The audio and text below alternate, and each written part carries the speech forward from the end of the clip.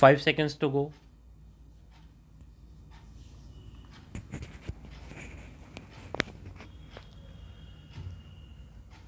Start. The High Court found that the recovery of spade, which was used to dig the burial site where the dead body was concealed, was an additional circumstance which proved the guilt of accused number 1. Stop. Para. Insofar as last seen theory is concerned, it will be relevant to refer to the following observations of this court in the case of State of UP versus Stis, para. The last seen theory comes into play where the time gap between the point of time when the accused and the deceased were last seen alive and when the deceased is found dead is so small that possibility of any person other than the accused being the author of the crime becomes impossible. It would be difficult in some cases to positively establish that the deceased was last seen with the accused when there is a long gap and possibility of other persons coming in between exists.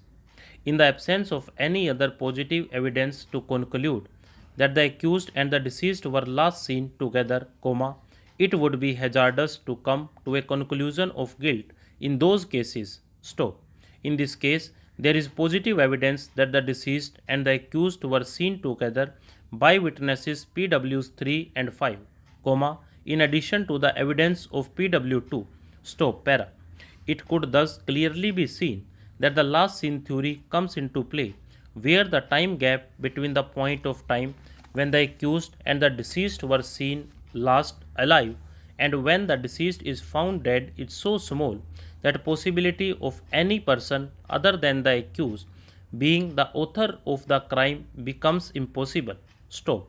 If the gap between the time of last seen and the deceased found dead is long, then the possibility of other person coming in between cannot be ruled out.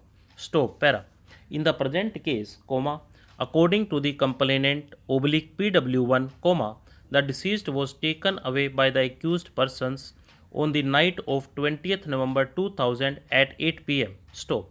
Though, it is the contention of the appellant that he was taken into illegal custody on 21st November, 2000 and his arrest was shown on 25th November, 2000, we do not find it necessary to go into that aspect of the matter. Stop. A perusal of the evidence of the IU would reveal that, on 25th November, 2000, on the basis of secret information that accused number 3 appellant herein was standing, he proceeded to that place and arrested him at 2 p.m. Stop. He stated that, on the basis of his confession, various articles were seized from his house. Stop. He further stated that thereafter on the same day, the accused led them towards the place, where the deceased was buried. Stop. He stated that, after seeing the loose soil, the scene was guarded as it was an odd time. Stop. He further stated that, on 26th November 2000, as led by accused number 3, they reached the place. Stop. Para. It can thus clearly be seen that firstly, there is a gap of at least 5 days from the date on which, according to PW1, the deceased was taken away by the accused persons and the dead body was recovered. Stop. However, the crucial question would be as to whether it can be held that the prosecution had established beyond reasonable doubt that the recovery of dead body was at the instance of accused number 3 appellant herein. Stop. Only in the event the prosecution establishes that the recovery of the body was at the instance of accused number 3 appellant herein, the relevancy of the gap of 5 days would come. Stop.